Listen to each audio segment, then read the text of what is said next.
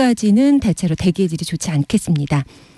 오늘 전국에 가끔 구름이 많이 끼겠고 낮 기온이 대부분 20도를 넘겠습니다. 서울은 21도의 한낮 기온 예상되고요. 강릉이 23도, 대전, 전주 25도 등 전국적으로 16도에서 27도로 일부 남부지방은 가벼운 더위도 느껴질 수 있고요. 내일은 전국적으로 아침 기온이 3도에서 13도, 낮 기온은 7도에서 20도 분포로 내일 낮부터 기온이 조금 내려가기 시작합니다.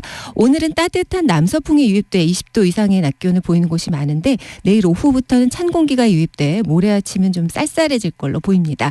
오늘 낮까지는 안개가 10개 남아있는 곳이 있겠습니다. 그리고 대기가 매우 건조합니다. 내일 비나 눈 소식이 있지만 일부 해제될 뿐 건조한 상태는 지속되겠습니다. 지금 서울의 기온은 22.3도입니다. KBS 58분 날씨 강혜종입니다.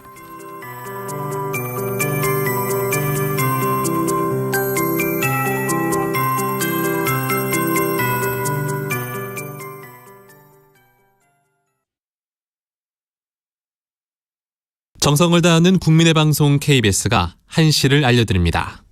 AM 711kHz, FM 97.3MHz, KBS 1라디오입니다. HLKA.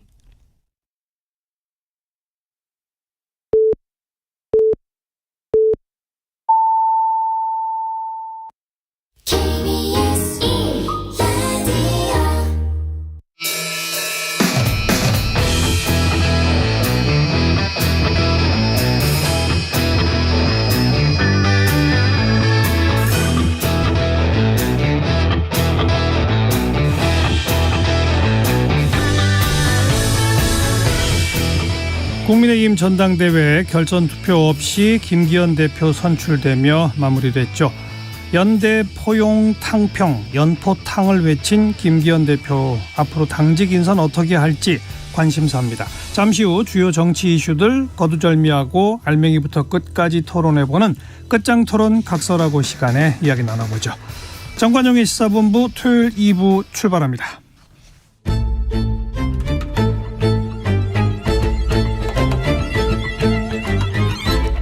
눈비 안 가리고 몸으로 뛰는 기자 박대기의 취재데스크. 미국의 반도체 지원법이 지금 일파만파 파장을 일으키고 있죠. 우리 반도체 공장의 문을 열어서 구경시켜달라, 이런 요구, 또 이미 존재하고 있는 한국 기업의 중국 반도체 공장 그 투자까지 막을 가능성이 있어서 우려가 큰데요. 박대기 기자 나오셨습니다. 어서 오십시오. 네, 안녕하십니까. 반도체 산업에 지원해 주겠다가 반도체 지원법이죠. 예, 그렇습니다. 칩스 액트라고도 부르고 뭐 반도체법 이렇게 부르는데요. 뭐 반도체와 과학법 이런 게 정식 명칭입니다.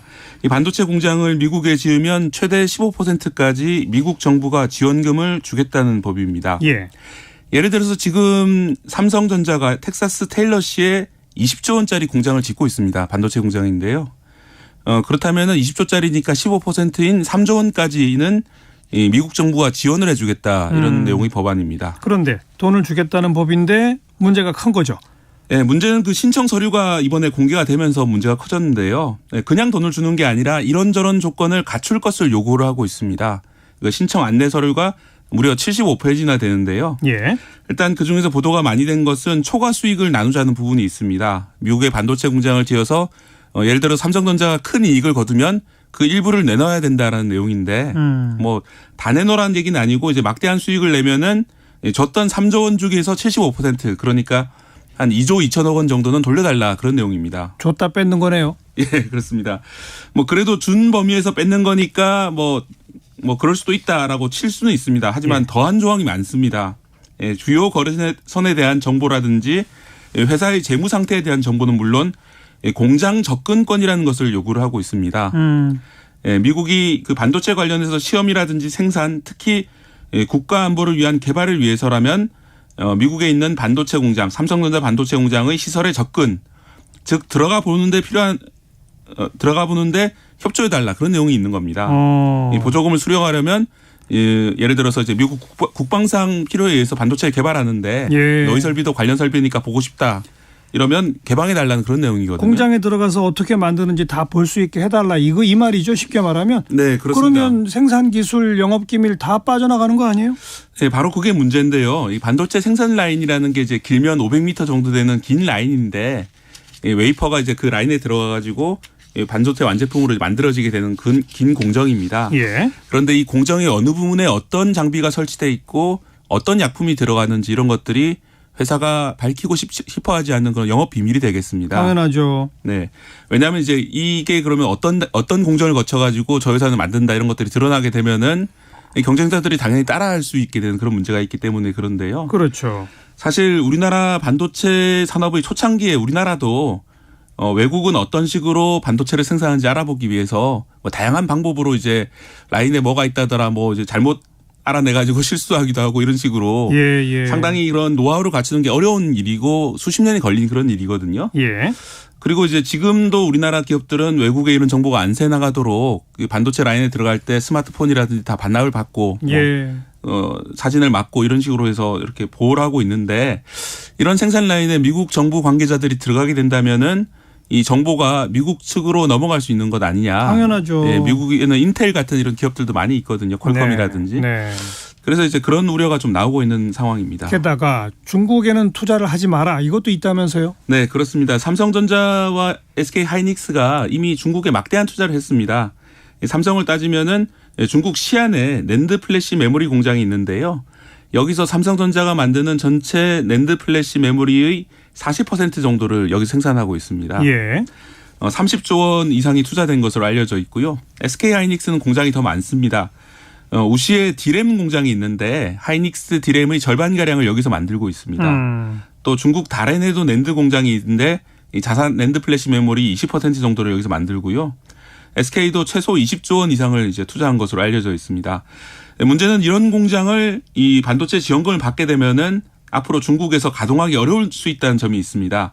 이 보조금 수령 조건 중에 10년간 중국 반도체 공장으로의 투자를 금지하는 이른바 가드레일 조항이 들어가 있기 때문입니다. 모든 이 반도체 생산 관련 투자는 하지 마라 이거예요? 이게 자세한 내용이 아직 나오지는 않았는데요. 모든 투자는 아니고 첨단 반도체 생산 설비 투자를 못하는 걸로 규제할 가능성이 높습니다. 예. 다만 이제 어느 정도 수준부터가 첨단이냐 여기에 대해서는 아마도 이달 안에 그 관련된 내용이 나올 것 같습니다. 이 발표가 나온다면 한바탕 또 난리가 날 수 있습니다. 왜냐하면은 이 반도체 공정이라는 게 한번 만들어 놓으면은 영원히 쓸 수 있는 것이 아니라 끊임없이 업그레이드를 해줘야 되거든요. 그렇죠. 그래야 이제 첨단 제품을 만들어서 팔 수가 있게 되는데 예. 지금 있는 우리 반도체 공장들도 4년 정도가 지나면 새로운 세대의 그 반도체를 만들기 위한 설비로 교체를 해줘야 됩니다. 예. 그런데 만약에 신규 투자가 불가능하다면은 10년간 그동안은 이런 이제 신규 투자를 못하기 때문에 그 공장은 아주 옛날 반도체를 만든다든지 이런 식으로밖에 활용이 안 되기 때문에요. 뭐 그동안 이제 막대한 투자를 했던 것들을 많이 잃을 수 있고 예. 중국 시장 내 우리 점유율도 많이 떨어질 수 있는 그런 문제가 생기는 겁니다. 작년에 이미 미국은 중국으로의 그 첨단 반도체 장비 수출을 금지시켰잖아요. 네. 이것하고 이번 그 법하고는 또 별개예요? 네. 그러니까 미국 입장에서는 이중의 잠금 장치를 만들었다고 보면 되겠습니다. 하하. 한쪽으로는 이 장비 자체를 중국으로 못 들어가게 막고 다른 쪽으로는 우리나라처럼 생산 공장이 있는 곳에 신규 투자도 막아버리는 그런 것인데요. 예. 그래도 이제 작년 같은 경우에는 반도체 장비 수출에서 우리나라가 1년 예외를 얻긴 했습니다. 그래서 작년 10월부터 올해 10월까지 1년간은 첨단 반도체 장비를 들어갈 수 있게 돼 있는데 이것도 이제 올해 10월이 되면은 1년 더 연장될지 아니면 이제 올해부터는 아예 막히는 건지도 아직 불확실한 상황이고요. 예. 게다가 이제 보조금 신청까지 들어가게 되면은 이 설비 투자가 자체를 못하기 때문에 더 이상 더 큰 문제가 벌어질 수 있는 것이죠. 미국 정부가 주는 보조금을 받으려면 이런 조건을 충족시켜라 이거잖아요. 네. 그럼 보조금 나 안 받을게 그럼 되는 거 아니에요? 그래서 사실 이제 반도체 업계에도 여러 가지 말들이 있는데 그 3조 원이잖아요. 20조 원 지는데 예. 사실 큰 돈이지만은 삼성 입장에서는 그렇게 큰 돈이 아닐 수도 있습니다. 예. 그러면 이제 차라리 안 받고 안 하겠다라는 그런 판단도 할 수가 있는데 하지만 이제 미국 정부가 이걸 하고 싶어 하는 거거든요. 이렇게 우리가 돈을 주는 명분으로 중국을 향해서 장벽을 세우고 싶은 게 미국의 의도잖아요. 예. 그런데 우리나라 반도체 기업이 그런 의도를 거슬러서 뭐 우리는 이제 미국이 그런 어떤 대중국 압박에 동참하지 않겠다. 우리만의 길을 가겠다라고 선언하는 순간 어떻게 보면 이제 미국 정부에 찍힐 수가 있는 거죠. 그래서 과연 그런 선택을 할 수 있겠느냐. 쉽지는 않을 것 같다. 뭐 선택을 할 수도 있습니다. 그렇지만 쉽지는 않을 것 같다 이런 생각이 들고요. 예를 들어서 이제 미국에도 반도체 첨단 기업들이 있고 장비 기업들이 많이 있거든요. 예. 그런 기업들이 로부터 이제 안정적으로 장비를 공급받으려면은 우리나라 반도체 기업들로서도 미국 정부의 얘기를 들어줘야 되는 면이 있습니다. 램 리서치라든지 뭐 그런 회사들이 있는데 그런 장비 도입 자체를 미국 정부가 막을 수 있기 때문에 협력을 해줘야 되는 그런 문제점이 있습니다. 그럼 결국 그 중국은 아예 다 포기하고 미국 쪽에 줄 설 수밖에 없는 거예요. 어떻게 되는 거예요? 또 그러기에는 이제 우리 반도체 산업의 절반 정도가 이제 중국으로 파는 것들인데 그러니까요.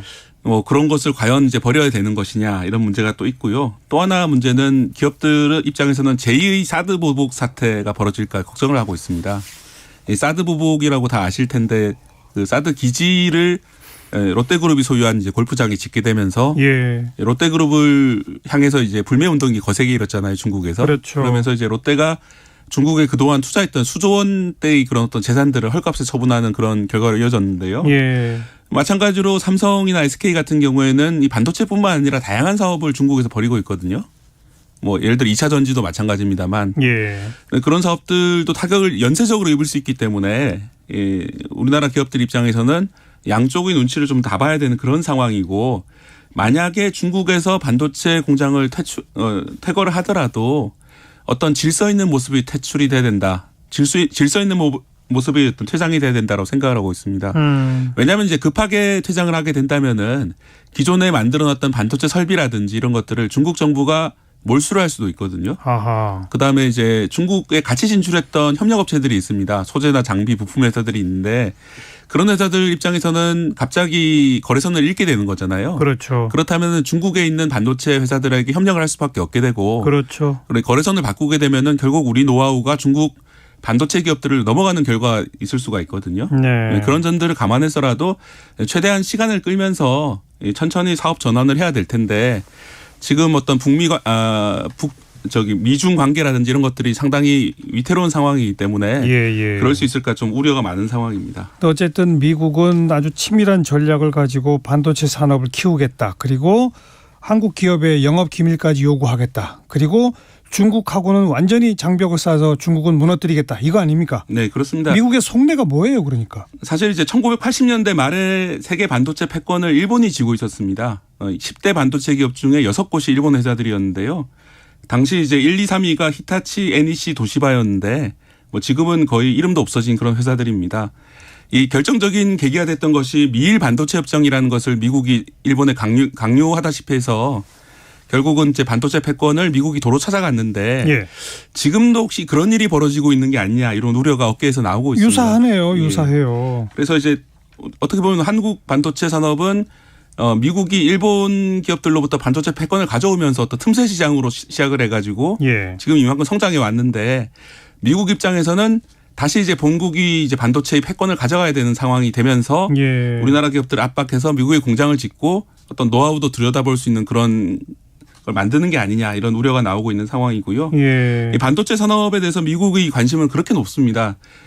칩워라는 책이 나왔는데요. 그 책의 내용 중에 보면은 냉전에서 왜 미국이 소련에 승리했느냐. 그거는 첨단 반도체 칩이 달려있는 미사일을 미국이 더 많이 생산하고 더 먼저 만들었기 때문에 그렇다.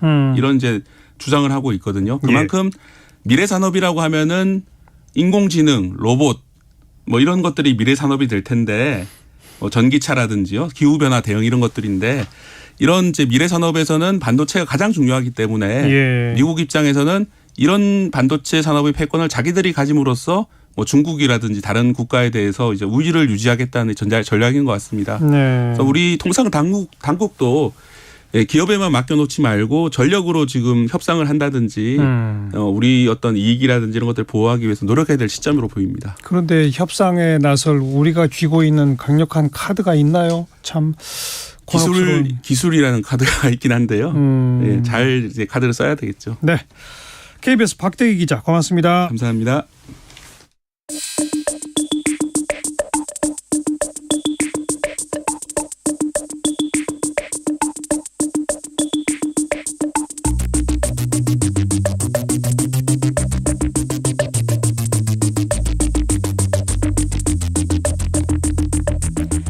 건드리지 않습니다. 알맹이부터 찌릅니다. 고수들의 진검승부. 끝장 토론 각설하고. 주요 정치 이슈들 거두절미하고 알맹이부터 끝까지 토론해보는 끝장토론 각설하고입니다. 시사평론가 이종훈 박사, 민주당 민주연구원 부원장 현근택 변호사 두 분 어서 오십시오. 네, 안녕하세요. 자, 초반부 공통질문 이번 주에 뜬 인물 진인물입니다. 먼저 이종훈 박사, 뜬 인물은 장제원 의원. 예. 김기현이 아니라 장제원. 예. 뭐 전당대 거쳐서 어찌됐건 뭐 김기현 당대표 체제가 구축이 됐는데 근데 김기현 그 신임 대표보다 오히려 지금 장제원 의원 쪽으로 더 지금 관심이 쏠리고 있는 그런 상황이에요. 예. 뭐 원내대표 나올 거다. 이런 설부터 시작해서 당 사무총장이 될 거다. 뭐 이런 설까지. 본인은 당직 안 맡겠다고 뭐 했잖아요. 이제 본인은 이제 둘 다 부인했어요. 예, 부인하긴 했는데 그럼에도 불구하고 어찌됐건 뭐 이번 김기현 체제가 만들어지는데 1등 공신으로 지금 이렇게 평가를 받으면서 예. 그렇게 주목을 받고 있습니다. 예. 1등 공신은 윤석열 대통령 아니에요? 아이고, 그렇죠. 현근택 변호사, 금주의 뜬 인물. 우리 평론가님께서 양보해 주셨어요, 김기현. 우리 밖에서 예. 미리 얘기했는데 예. 너무 똑같아가지고 예, 사실은 예. 이제 어쨌든 4위에서 됐죠. 됐으니까 예. 사실은 본인의 뭐 능력으로 안 된 건 다 알지만 처음에는 뭐 이분이 과연 컷오프 통과를 할까 막 이랬잖아요. 그래서 당대표 됐습니다. 여당의 당대표. 정치적으로 본인 입장에서는 어쨌든 뜬 것 같아요. 네. 금주의 진인물은 누굽니까? 이종훈 박사. 네, 이준석 전 대표. 음. 네, 이거는 우리 현 부원장님께서 양보해 주셔가지고. 네, 근데 뭐 이준석 전 대표가 어찌됐건 뭐 천하용인 그 후보들을 이제 초반에 이제 막 이끌면서 그래도 뭐 어찌됐건 뭐 여론전에 어느 정도 성공을 했다라고 이제 보여지는데 그런데 후반으로 가면서 너무 과도하게 개입한 거 아니냐라고 하는 평가가 사실은 그 국민의힘 그 MZ 세대 내에서도 조금 나왔어요. 예. 특히 그 엄석대 발언. 이건 좀 너무 나간 거 아니었냐. 이제 그런 평가를 받고 있고 뭐 그게 이제 표에 실제로 어느 정도 영향을 미쳤는지는 모르겠습니다만 생각보다는 득표를 이제 좀 못한 거죠. 예. 그래서 조금 뭐 많이 실망하고 있지 않을까 네. 생각을 합니다. 현근택 변호사, 금주의 진인물. 저는 뭐 안철수 의원. 네. 네. 뭐 대선 후보였고 최소한 뭐 결선은 갈 거다. 그리고 이분이 뭐 정치 그동안 경력으로 봤을 때 김기현 지금 대표가 됐죠. 대표랑 1대1로 붙었을 때 정치적으로 본다 그러면 안철수 의원이 이기는 게 정상이죠. 기본적인 구도로 보면. 물론 당원 100%니까 이런 결과가 나왔습니다만 어쨌든 본인 입장에서는 결선이라도 진출해서 그다음에 이제 뭐 차기 대권을 노려보는 게 본인의 플랜일 텐데 예. 제가 보기에 당내에서 과연 생존 가능하느냐 과연 이제 그 상황인 것 같아요. 네. 네 분, 뜬 인물, 진인물 전부 다 국민의힘 쪽으로 꼽아주셨으니까 그 얘기 본격적으로 합시다. 먼저 김기현 대표 수락 연설 잠깐 들어보고 이야기 나누죠. 이제 우리의 당내 경선 과정은 끝이 났습니다. 우리는 오직 하나의 목표를 향해 달려가야 합니다. 그 목표는 첫째도 민생이고 둘째도 민생이고 그리고 셋째도 오로지 민생입니다. 연대와 포용과 탕평의 연포탕 대통합 국민의힘을 만들겠습니다.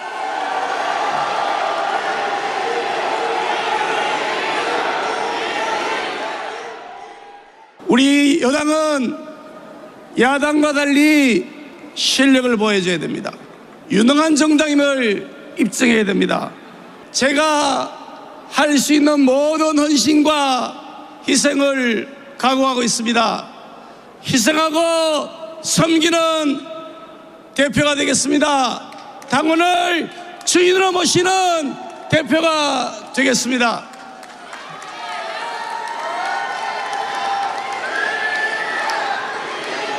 우리 함께 손에 손잡고 국민의힘 성공시대를 만들어 갑시다. 네, 대표 수락 연설 한 대목을 좀 들어봤습니다. 이번 전당대회 결과를 우선 총평한다면 뭐라고 하시겠어요? 네, 뭐 김기현 후보가 어차피 대표가 될 거다라고 하는 거에 대해서는 뭐 대부분의 전문가들이 다 동의를 예. 하고 있었죠. 예. 그런데 결선 투표까지는 그래도 가지 않겠냐. 예. 이런 예상이 사실은 굉장히 지배적이었습니다. 저도 그렇게 봤고요. 그런데 그 당일날 그 오후 접어들면서 결선 투표 없이 갈 거다라고 하는 설이 쫙 퍼지더라고요. 예, 그러더니 이제 결론이 결국은 이제 그렇게 났어요. 근데 사실 당일 오전까지만 해도 결선 투표 갈 거다라는 얘기가 많았었거든요. 근데 표를 보게 되면 결선 투표를 했다고 치고 거기서 나왔을 법한 결과대로 그냥 나온 게 아닌가 이런 생각이 들어요. 그래서 개인적으로는 조금 좀 기묘하다 이런 생각까지 좀 하게 되는데 그게 무슨 뜻이에요? 결선 투표에서 결국은 6대4 정도로 갈리지 않을까 저는 그렇게 봤거든요. 예, 그런데 지금 뭐 표 이렇게 합쳐보시면 아시겠지만 김기현 후보하고 황교안 그 후보 표를 합치면 대략 한 60%. 그다음에 이제 안철수 후보와 천하람 후보 합치면 대략 한 40%. 그런데 대부분 이제 예상은 그 안철수 후보하고 천하람 후보의 이게 지지율이 상당히 좀 붙으면서 20% 초반대 뭐 이런 식으로 갈 것이고 그래도 황교안 후보가 조금 더 받지 않을까 생각을 했었어요. 10% 넘기고. 그래서 과반을 못해서 결국 이제 그 결선 투표 갈 거다라고 예상을 했던 건데 그거하고는 좀 다른 결과여서 예, 좀 사실은 저도 약간 예상했던 거하고 좀 많이 다르고 특히 이제 제가 약간 기묘하다라고 얘기를 하는 것은 최근에 여론조사 추이하고 조금 안 맞아요. 예, 추이를 보게 되면 황교안 후보하고 천하람 후보가 계속 상승세를 그래도 꾸준하게 타고 있었다는 거죠. 예. 확 많이 오르지는 않았지만 대체로 최근에 여론조사가 이제 그 투표 결과하고 이렇게 대조를 해보면 추세 부분은 거의 그 비슷하게 좀 맞추거든요. 그런데 그거하고 좀 괴리가 좀 있어서 예, 조금 좀 제 나름은 좀 해석하는데 약간 좀 어렵다. 곤혹스러운 그런 느낌을 좀 갖기도 했습니다. 뭐 아무튼 전반적으로는 이 윤석열 친정 체제의 확립 이렇게 말할 수 있겠죠? 그렇죠. 네, 그리고 조금 전에도 이제 말씀하셨는데요. 그러니까 김기현 후보가 자력으로 과연 이번에 된 거냐 하는 거에 대해서는 뭐 많은 분들이 이제 의문을 제기하는 거 아니겠습니까? 그리고 아시겠지만 이 여론조사 예전에 나경원 전 원내대표라든가 유승민 전 대표가 여론조사에 포함됐을 당시 초반에는 김기현 후보 같은 경우는 5%도 잘 안 나오고 그랬었단 말이에요. 그렇죠. 그런 상태에서 이제 이런 결과가 나왔다라는 거는 결국은 윤석열 대통령과 윤핵관들의 노력. 그러니까요. 예, 그리고 개인적으로 그러면 이제 뭔가 그 정치력이 있어서 거기에 더해서 플러스 알파가 좀 있었으면 좋았을 텐데 결과를 보게 되면 그게 마이너스 있었다라고 알파 아니었나요? 뭐 그렇게까지 말씀드리고 싶진 않습니다만 어찌됐건 플러스 알파가 좀 없었던 그런 부분이 있다 이렇게 좀 봐야 되겠죠. 아무튼 대단해요. 뭐 초반에는 영 될성 부르더니 맘먹으면 하는군요. 그렇죠. 그러니까 일단은 뭐 이 전당대회를 왜 했냐 생각해 보면 알잖아요. 원래 이준석 전 대표 임기가 내년 6월까지거든요. 근데 중간에 어쨌든 이렇게 저렇게 해서 몰아내고 막 재판하고 그러다가 결국 비대위 간 거고 그 대체를 세우는 과정이었잖아요. 뭐 그러다 보니까 당연히 이제 윤석열 대통령이 친정 체제라기보다는 거의 이제 지주회사로 치면 거의 100% 지분을 가진 밑에 이제 약간 하부 회사를 만든 셈이 됐죠. 그거에 일단 성공을 한 건데 저도 사실은 이제 하면 뭐 이런 선거 과정 되면 이제 여론조사 전문가들한테 이제 물어보잖아요. 물어보면 대체로 후반을 가면서는 아마 이제 당원만 상대로 한 여론조사 같은 걸 많이 했나 봐요. 각 캠프에서도 그렇고. 그러니까 대체적으로 뭐 아슬아슬하게 50% 넘는다라는 여론이 대충 맞았던 것 같은데 비슷하게 나온 것 같습니다. 근데 약간 그래도 좀 재미가 있으려면 그래도 결선투표 가야 되는 게 아니냐. 그건 약간 희망사항이었던 것 같고.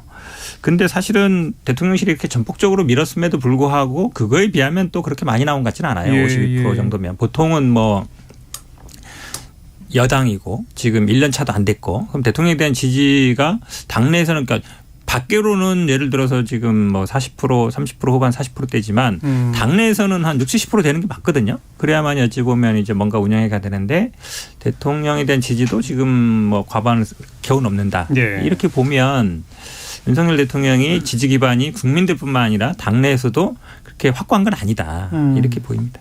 그런데 이제 그 이른바 비주류라고 할 만한 사람들이 하나로 이렇게 뭉쳐 있으면 모르는데 안철수 후보가 뭐 23.37% 그리고 이준석계 뭐 천하람 뭐 18점 몇 프로 뭐 이렇게 나눠져 있단 말이에요. 네네.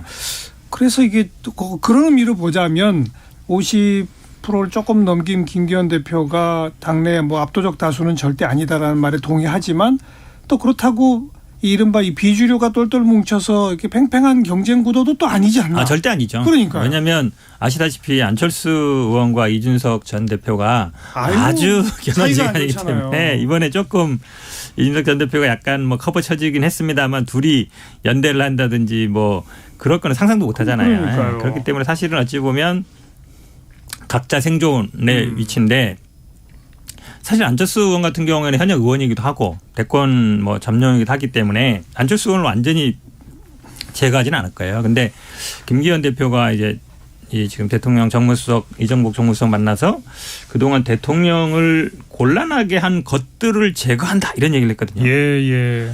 분들도 아니고 것들을 제거하겠다. 그래서 이게 물건은 아닌데 것이라는 것도 그렇고 일단은 뭐 선긋기도 아니고 제거한다. 제거한다는 거는 없애버린다는 얘기잖아요. 그러니까요. 그래서 힘들게 하는 것들을 제거한다. 누굴까? 이준석계죠. 뭐. 당연하죠. 이준석 떠오를 수밖에 없는데. 근데 이제 이런 부분이 있죠. 바로 제거해버리고 바로 해버리면 이분들이 이제 제3지대나 아니면 다른 데 갈 가능성이 있거든요. 그러면 이제 그 정도에 대해서는 이탈표가 생기는 거예요. 3자 구도가 돼버리기 때문에 그건 원하지 않을 거란 말이죠. 그러니까 일단 못 나가게 하면 밖으로는 못 나가게 하고 안에서는 아무 역할도 안 주는. 그리고 마지막에 공천에서 빼버리는. 그렇죠. 그러면은 이제 경선은 하게 하고 빼버리는 거거든요. 경선하면은 못 나갑니다. 예. 그러면 제가 보기에는 지금 막 연포탕 얘기하지만 연포탕은 이미 다 먹어버렸고 이제 남은 연포탕이 없는 것 같고 이제 제가 보기에는 이분들을 어떻게 처리할 거냐. 근데 이미 벌써 그 최고위원 대신 뭐 김재원 최고나 조수진 최고 보면 뭐 훌리건이라 그러고 뭐 되게 뭐 어쨌든 그러고 있잖아요. 이분 같이 못한다. 신호를 계속 보내고 있거든요. 예. 그럼 이제 연포탕은 이제 끝난 얘기죠. 제가 보기에는. 이준석계를 싹 날릴까요? 뭐 이준석계 날리는 건 기본이고요. 예, 뭐 안철수 의원도 뭐 그 다음 그래요. 제거 대상 정도 되지 않을까. 그러니까 이번에 그러면 연포탕은 진짜 없네요. 다 먹어버렸다니까요. 연포탕 주장은 계속 하시겠죠. 말은 김기현 그렇게 대표가. 하고. 예, 김기현 대표는 그렇게 얘기를 할 텐데 윤석열 대통령이나 윤핵관들은 뭐 그거하고 정반대로 움직여갈 가능성이 굉장히 높다. 예, 그래서 그야말로 좀 이렇게 눈에 가시처럼 여겨지는 사람들은 다 제거할 가능성이 높아요. 그러니까 뭐 일말에 아마 제가 보건대는 여지도 남기지 않을 그럴 가능성이 훨씬 더 높다. 이렇게 생각합니다. 그래서 뭐 안철수 의원 정도는 그래도 뭐 손잡고 가지 않겠냐 이런 관측이 있는데요. 아니다. 지난번에 대통령 발언 이렇게 인용돼서 나온 발언이 있잖아요. 하긴 국정 운영의 적이라고 그랬죠. 예, 적. 그러니까 제거를 한다 했을 때 그 최우선 제거 대상이 적 아닌가요? 네. 그래서 그 인식이 바뀌지 않는 한은 제가 보건대는 모두 다 제거 대상. 안철수, 유승민계, 뭐 이준석계 싹 다. 네, 그렇죠. 예. 그렇게 딱 싹 다 떨궈져 나오는 분들이 무슨 당을 만들 가능성도 별로 없잖아요, 지금. 뭐 지금 현재로서는 그렇죠. 예. 그런데 뭐 이준석 전 대표 같은 경우에는 뭐 어쩔 수 없이 만들어야 되는 경우가 생길 수는 있을 텐데요. 그렇게 갈 건지 아니면 과거에 그 박근혜 전 대통령이 무소속 친박연대라는 걸 만들었던 적이 있잖아요. 그런 형태로 할 건지 그건 좀 고민할 겁니다. 그러니까 신당을 만든다 그러면 그야말로 딴살림 차리고 이제 다시는 안 보겠다는 의미가 굉장히 강하잖아요. 물론 이제 나중에 다시 또 합당할 수도 있긴 한데 그래서 아마 뭐 그 가능성이 조금 더 높지 않을까 그렇게 좀 예상을 하고 있습니다. 그러니까 논리적으로는 이종원 박사의 분석이 더 좀 그럴듯해 보입니다.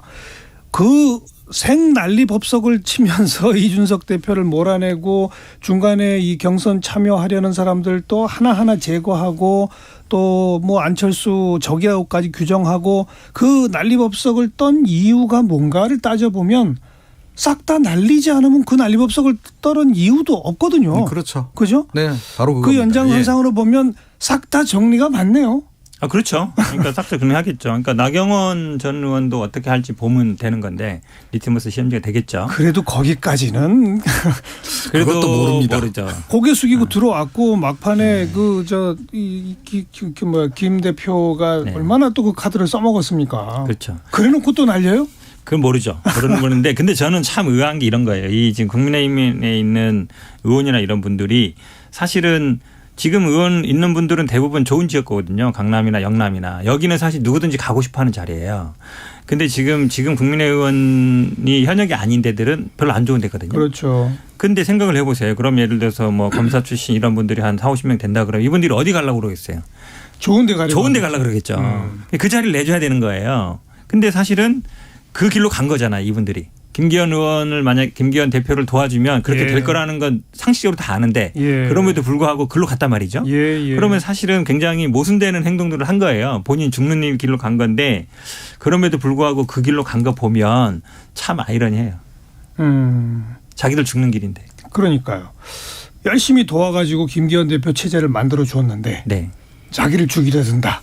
이런 결과가 올 수도 그렇죠. 있다는 거잖아요. 네. 그러니까 제가 보기엔 다들 뭐 당직이나 다들 들어가려고 길을 쓸 거예요. 그러면 조금 더 안전판이 생기니까. 네. 근데 저는 당직 들어간다고 해서 살려주느냐.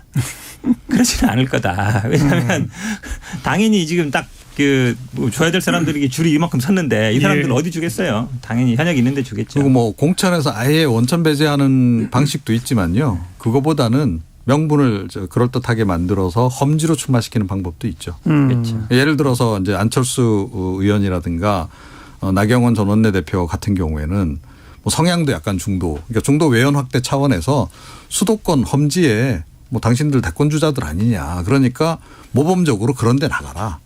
라고 등을 상당히 떠밀 가능성이 또 꽤 나경원 있습니다. 전 원내대표는 뭐 동작이 지역구니까 그럼 거긴 그냥 험지라고도 볼 수 있고 지난번 총선에서도 졌으니까. 그렇죠. 안철수 의원의 경우 분당에 나가서 됐기 때문에 여기는 좀 좋은 데니 더 험한 데로 가라. 뭐 이럴 수도 있겠다. 뭐 그렇죠. 그런 거죠. 네. 뭐 종로가 될 수도 있는 거고 예. 그런 거 아니겠습니까? 예. 예, 상징성이 있는 그런 곳. 예. 예. 지금 정가에서는 그 뭐 검사 내지 검사 출신 누구누구가 준비한다더라. 그 사람은 지역구가 어디다 연고가 어디다 이런 얘기가 이미 막 떠돌잖아요. 그럼요. 이제 고등학교 어디 나왔다더라. 어디에 산다더라. 뭐 어디로 이사 간다더라. 뭐 어디에 뭐 나왔다더라. 뭐 이렇게 누굴 만났다더라. 이런 얘기 벌써 돌죠. 왜냐하면 근데 그게 이제 실제로요. 지역구를 염두에 두는 거니까. 그 후보자들 입장에서는 지금 뭐 1년 정도밖에 안 남았기 때문에 그래요. 사실은 예. 지금부터 지역구에 가서 활동을 시작을 해야 되는 시기입니다. 당연하니까요. 네, 그러니까 당연히 그쪽에서 움직임들이 있을 수밖에 없는 거고 예. 그러면 이제 기존에 거기 정치하던 사람들 입장에서는 뭐 특히 검사 출신 아무개가 이렇게 움직이고 있다. 굉장히 민감하게 지금 받아들이고 있죠. 그러니까 그런 소문이 이미 돌고 그 도는 지역의 현역 국민의힘 의원인 분들마저도 이번에는 근데 김기현 대표 세우기에 쓴 거예요? 그렇죠. 지금은 뭐 현역 의원들이 대부분 그러고 갔기 때문에 그러니까 본인은 예외라고 생각하겠죠. 나는 아닐 거야. 다른 사람들은 다 하지만. 우리 지역에 검사 출신 누가 뛴다지만 내가 여기 적극 도와주면 그렇죠. 나는 아닐 거야. 나는 아닐 거다. 나만 빼고 올 거다. 근데 예. 모두 다 그렇게 생각한다는 거죠. 모두 다 나만 빼고. 이게 사실은 여야 지금 비슷합니다. 지금. 그렇죠. 네. 최고위원 경선 결과에서도 뭐 허은하 또 김용태 이런 분 중에 한 분 정도라도 들어가 있어야 최고위원 회의할 때마다 좀 시끌시끌하고 뭐 이럴 텐데 우리가 이번 전당대회 끝나기 전 그 전망에서는 워낙 갈등이 커서 전당대회 후 김기현 대표 체제가 출범해도 만만치 않겠다라는 표현을 썼었는데 그렇게 만만치 않은 상황은 또 아닌 것 같아요. 결과를 놓고 보니까. 그렇죠. 그런 의미에서는 이준석계의 득표가 생각보다는 저조했던 거죠. 그렇죠. 그러니까 뭐 전문가들 예상하고도 완전히 좀 많이 빗나간 측면이 없잖아 있고요. 그러니까 이준석 전 대표가 되고 난 이후에 당원 숫자가 지금 뭐 한 거의 4배 가까이 이제 늘었는데도 그 정도까지 증가했고 MZ 세대 비중이 굉장히 높아졌다. 이게 이제 일반적인 분석이었고 그들은 그래도 이준석 전 대표를 지지하지 않겠느냐. 그런데 이렇게 아니었죠. 봤고 그럼 최소 20만 표 정도는 당에 있을 것이다. 25%. 예, 그래서 그들이 만약에 이번에 이제 그 모바일 투표율이 높았잖아요.